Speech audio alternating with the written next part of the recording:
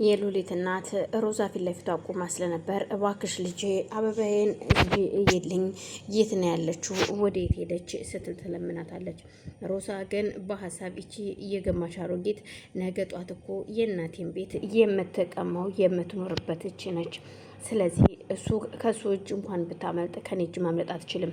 ስለዚህ ቢላው ፊት ለፊቴ ነውና በቢላው ልበላት እንዴ በማለት ውስጧን ታመነታ ጀመር።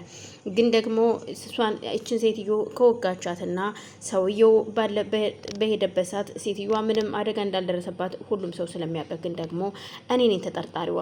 እኔ ተጠረጠርኩ ማለት ደግሞ እድሜ ልክን ዘብጥ እያወረድኩኝ ማለት ነው። ስለዚህ ሮዛ ተረጋጊ በማለት ራሷን ለማረጋጋት ትወስናለች። እናም ቆይ ምንድን ነው የተፈጠረው? ማዘር ምን ነው አበባዬ ልጄን የማይልኝ በማለት ይማጸኗታል። ቆይ ምንድነው የሆናችሁት? ምንድነው? እኔ ምን አውቃለሁ? አበባዬ ሊነጥቀኝ ሊቀጥፍብኝ መጥቶ ነበረ አበባዬ ልጄን በማለት ስለ ልጃቸው ይወዘወዛሉ። እሷ ግን ቁማ የእሳቸው ልቅሶም ሆነ እሮሮ ምንም ቦታ አልሰጣትም። እሷን እያንገበገባት እያለው እየከፈለችው ቀብድና እንደገና ደግሞ የእነዚህ ሴትዮ በህይወት መኖር ነበረ።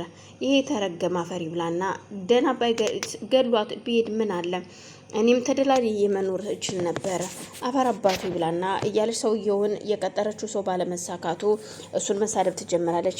ዴብም አሁን ላይ እየነቃ ይመስላል። ምክንያቱም እቺ ሴት ምናልባት የእሷ እጅ ከዚህ ሁሉ ጀርባ ሊኖር ይችላል። እናም ጀርባዬን ባይ ምን አለበት?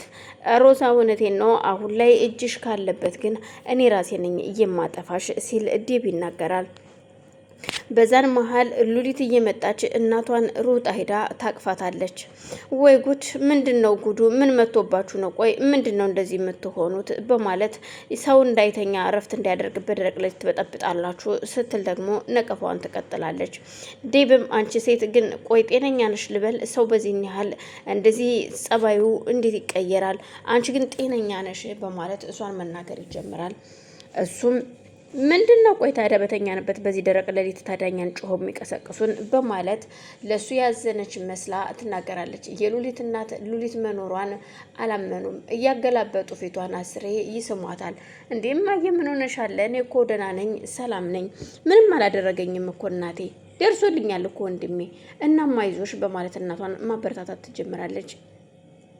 ልጄ እንዴት እንደደነገጥኩኝ ብታይ እኮ ምን እንደምልሽ አላቅም፣ እኔ አላቅም ምን ጉድ እንደሆነ እናቴ። እኔ እኮ በጣም ደህና ነኝ እግዚአብሔር ይመስገን። እማዬ ምን ሆነሽ ነው ግን ስትላት፣ አይ ልጄ እግዚአብሔር ተፍቶሽ ነው እንጂ እኮ አንቺም እንዳባትሽ ጥለሽኝ ልትሄጂ ነበረ።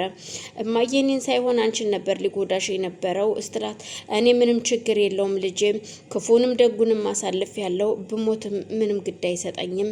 አንቺ ግን ክፉን እንዲነካብኝ አልፈልግም። አንቺ ብቻ ኑሪልኝ በማለት ልጃቸውን እንትን ይሏታል። እኔም እናም አስር እያገላበጡ ሲስሟት፣ እንደማየው ቆይ ግን ልትውጭኝ ነው እንዴ? አይ ልጄ ብውጥሽ ምን ደስ ባለኝ። አበባ ያለ አንቺ ማን ህይወት አለኝ? እኔ እኮ ህይወቴ አንቺ ነሽ፣ ሁሉ ነገር አንቺ ነሽ በማለት ሉሊትን አስሬ ይነግሯታል። ሉሊትም ግራ ተጋብታ እናቴ አለሁልሽ፣ አይዞሽ፣ አሁንም አስብሽን ቀይሪ። ምንም እማ ተረጋጊ፣ በቃ አሁን ሀሳብሽን አልቀየርሽም እንዴ? አሁንም እኔን ለመዋጥ ስትላት፣ ልጄ ብችልና ብውጥሽ እንዴት ደስ ባለኝ። ከዚህ ሁሉ ስቃይ መከራኔ ምን ጠለላከላ በሆንሽ ኑሮ እንዴት ደስ ባለኝ ነበር በሆዴ ብደብቅሽ።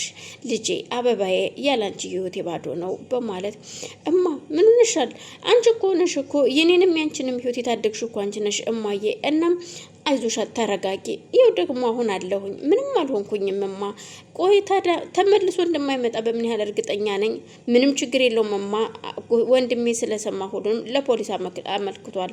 ስለዚህ አይዞሽ ተረጋጊ፣ ከዚህ በኋላ ደግሞ ምንም አይፈጠርም፣ ደግሞ ፈጣሪ አለ በማለት እናቷን ታረጋጋታለች። እሺ ትልና እናትም ካልሽ እንግዲህ ምን ይደረጋል በማለት እናት ብቻዋን ማውራት ትጀምራለች። ሮዛ ግን የተደረገው ነገር እጅግ ስላንገበገባት ሉሊትን ትጠራትና ላወራሽ እፈልጋለሁ።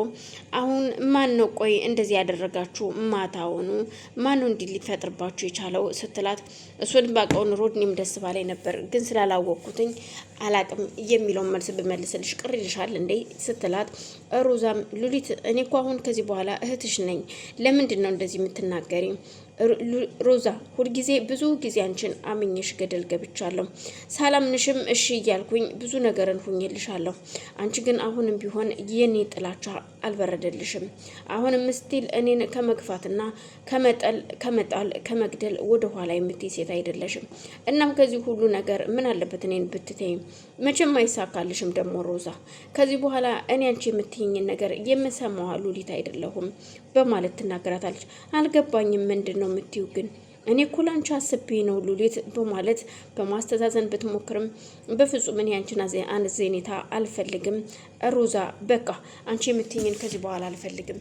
እስከ ዛሬ አንቺ ባልሽ መንገድ ሁሉ እየሄድኩኝ አንዴ ስገባ ካዘቅጥ ውስጥ ወንድሜ እንደምንም ብሎ ሲያወጣኝ ቤተሰቦችንም አደጋ ላይ እስከ መጣል ድረስ ደርሻለሁ። ምክንያቱም በአንቺ ምክንያት ነው ይሄ ሁሉ የሆነው። ስለዚህ ዛሬም ቢሆን የሆነው ይሄ በአንቺ ምክንያት ነው። እናም ከዚህ በኋላ ከአንቺ ጋር አይደለሁም በማለት አሁን መሄድ እችላለሁ ስትላት፣ መሄድ ትችያለሽ ትላታለች። እንግዳውስ እሺ በማለት ያንኑ ቅጥረኛዋን ደውላ ስትጠይቀው፣ ይኸውልሽ ዝም ብለሽ አትደውይ በእናትሽ፣ እኔ አሁን የምፈልገው ብዙ ነገር አለ፣ ገንዘብ እፈልጋለሁ ይላታል። ገንዘቡንም ቆይ እንዴት ነው ነገሩ? አልገባኝም።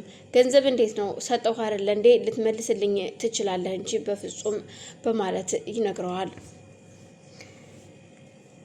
ሉሊት ሮዛን ግን አንቺ ግን መማር ብትቺ ኑሮ እኮ ትናንትና ባጠፋሹና ባጣሹ ነገር መጸጸት ትቺ ነበር። ቆይ እኔ ግን ምን ያህል በበድልሽ ነው እንደዚህ የጨከንሽብኝ?